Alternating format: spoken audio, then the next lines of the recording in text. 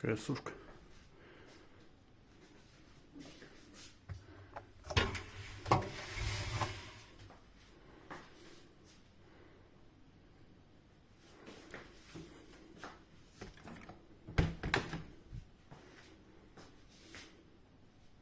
Жалоба на то, что перестал сушить.